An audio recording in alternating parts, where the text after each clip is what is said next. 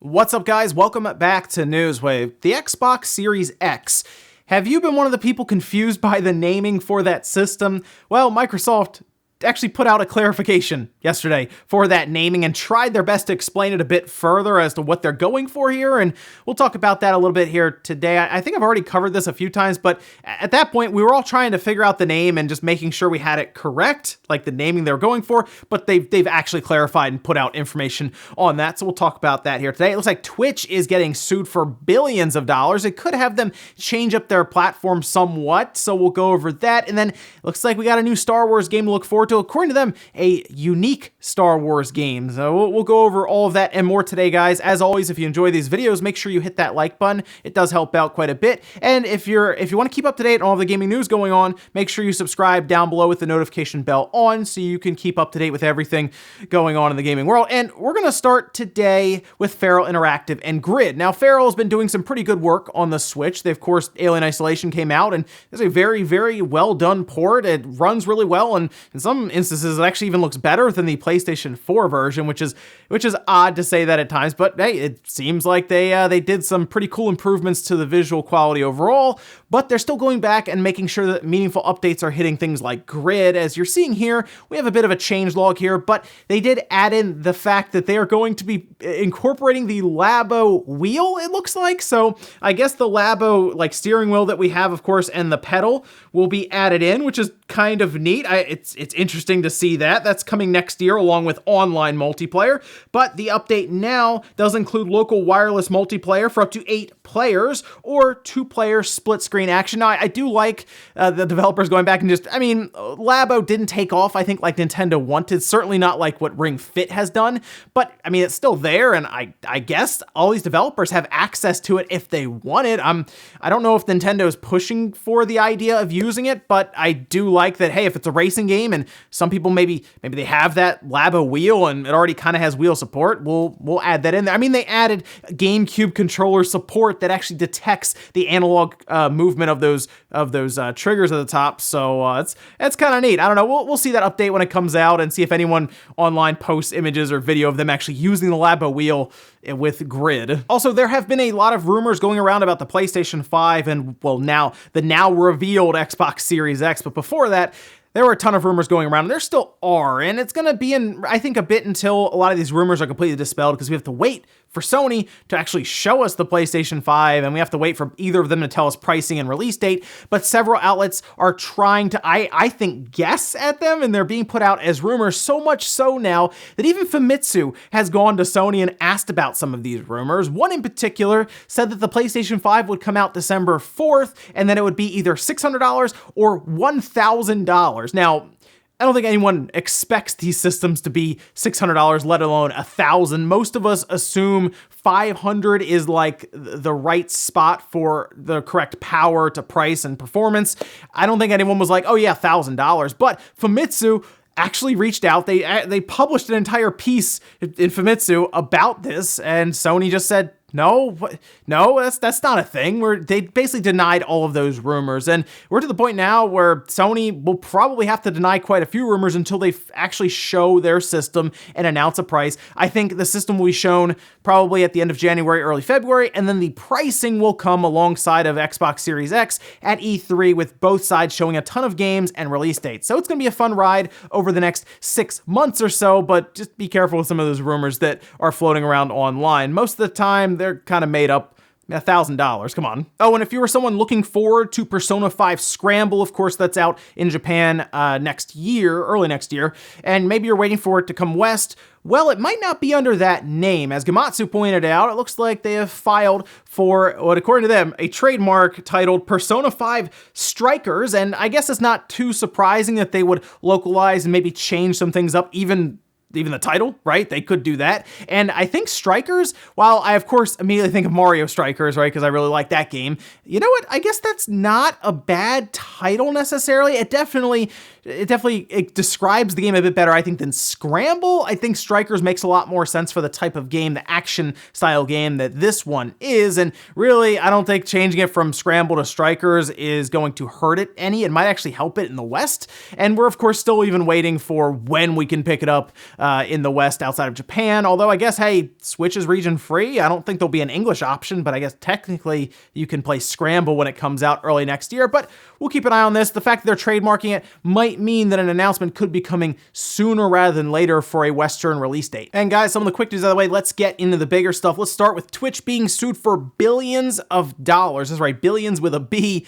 It's not a great scenario for Twitch. And we're going to talk a bit about why that is. But first, let's go over to exactly what's happening here. So the third largest internet provider in Russia, that's Rambler Group, is currently filing a suit against Twitch for $3 billion, with the whole thing centering around Twitch broadcasting Premier League soccer matches, which is supposed to be an exclusive thing to Rambler Group. They have signed an exclusivity deal with it, and of course, the whole thing here is that on Twitch, people can just stream whatever. Not whatever. Things can get shut down, but it takes longer, it seems, than on YouTube, probably because YouTube has a very strict copyright system that will strike you down pretty quick. It's able to automatically detect different things pretty fast and cut down a live stream even, or even just straight up videos. And of course, things will get reported and picked up a lot of times falsely, but that does also catch everything that, for the most part, needs to be caught pretty quick. And in a public statement, the spokesperson for Rambler Group said, "Our suit against Twitch is to defend our exclusive rights to broadcast English Premier League matches, and we will continue to actively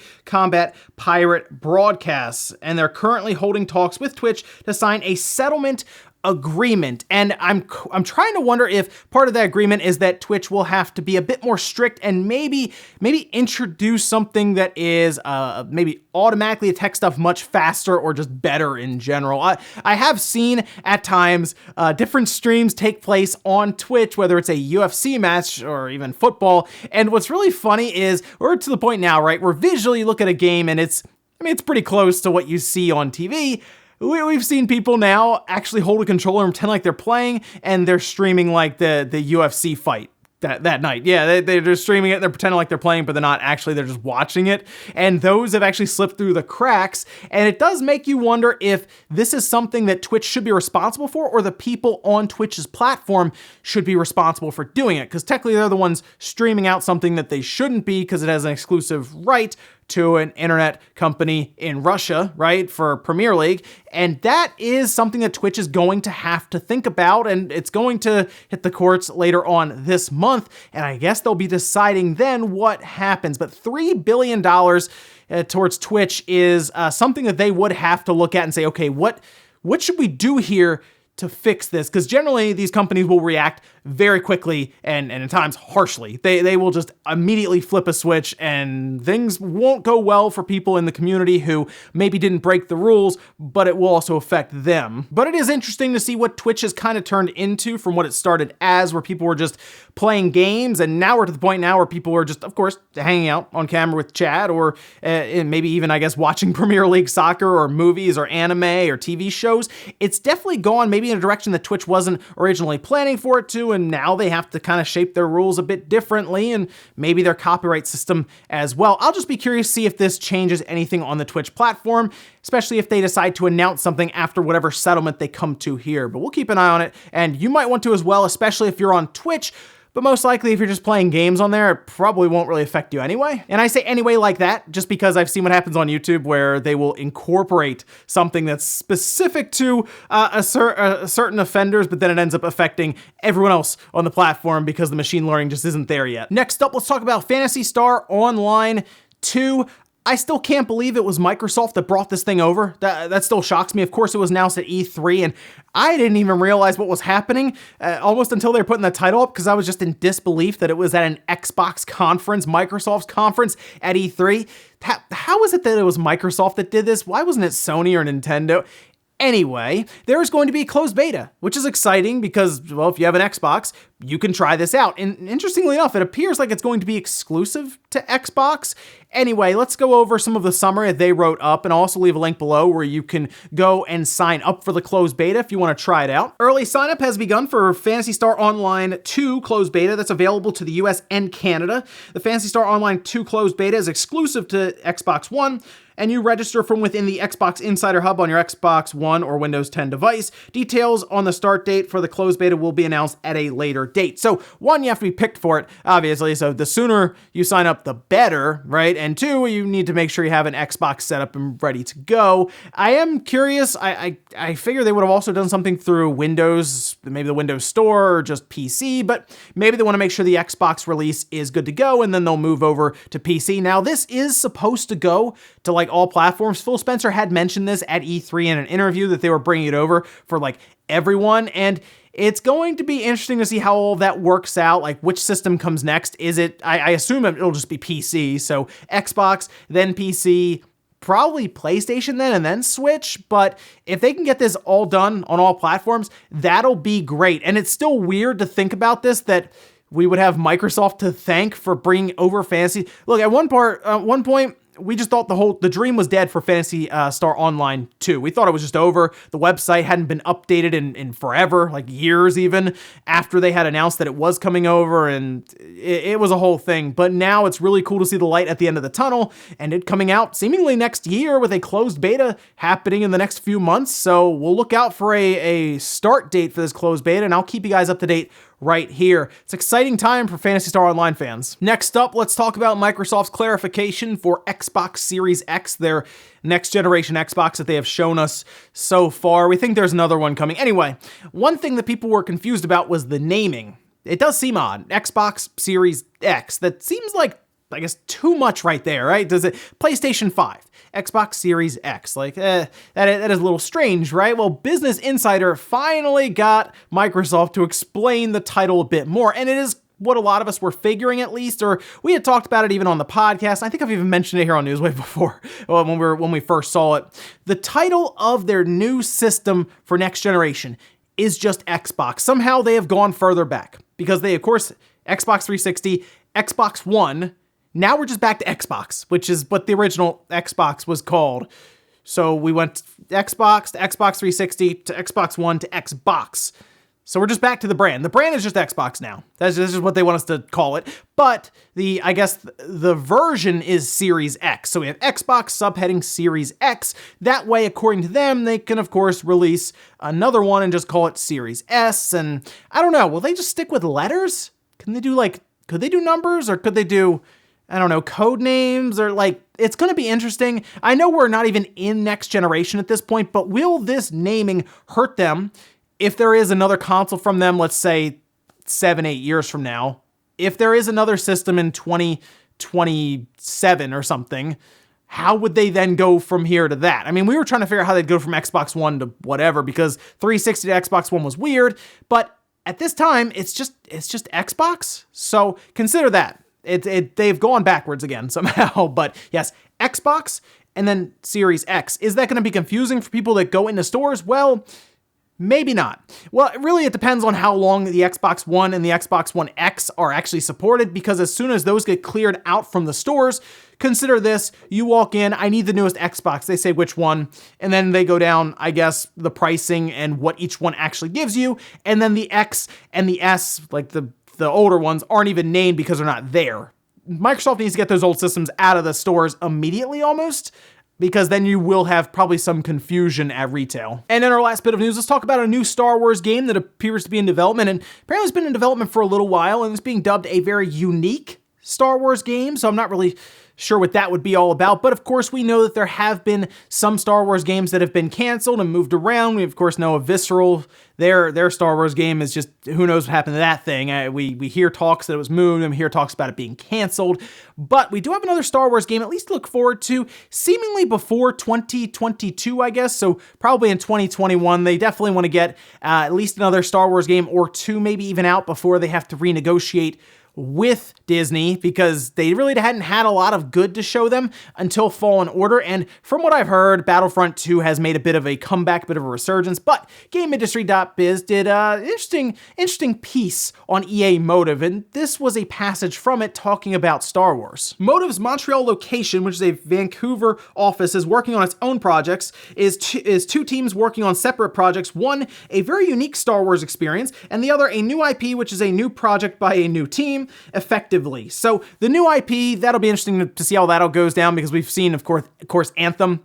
Well, Anthem is, it's not in a great place right now. According to the sources, they are trying to, of course, flip it and introduce a new Anthem, I guess similar to what No Man's Sky has managed to do with that game, but a new Star Wars game that's unique. I do wonder at times if that Visceral Studios Star Wars game never actually got canceled, but maybe broken up and moved over, and they're still working with that. That looked pretty unique, right?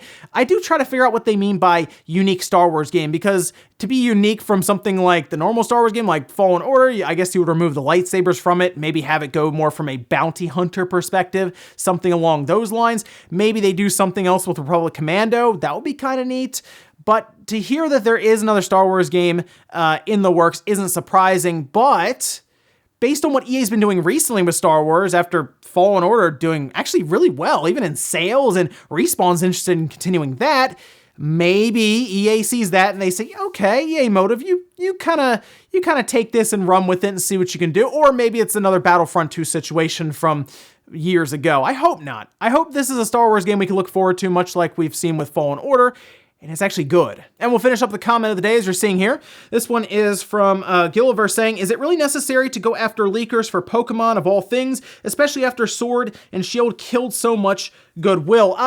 Yeah, it kind of is, only because of the future. So what's happening here right now is that the Pokemon Company, Nintendo, Game Freak creatures, they want to go after leakers to make an example out of them, just in case they actually do some serious work or something to Pokemon that is a big deal in the future, right? Maybe the next mainline one, they don't want to be unveiled until a certain event, or there is a certain Pokemon that's going to be in a game that they don't want leaked ahead of time.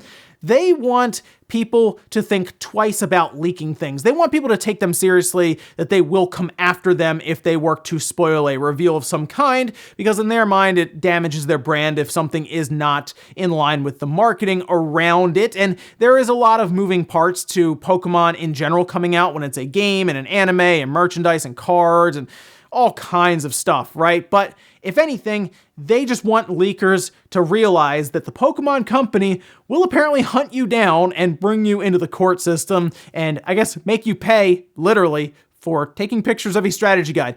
So yeah, something as small as that, snapping a picture of a strategy guide and posting it on Twitter, is a big enough deal for them to come after people for it.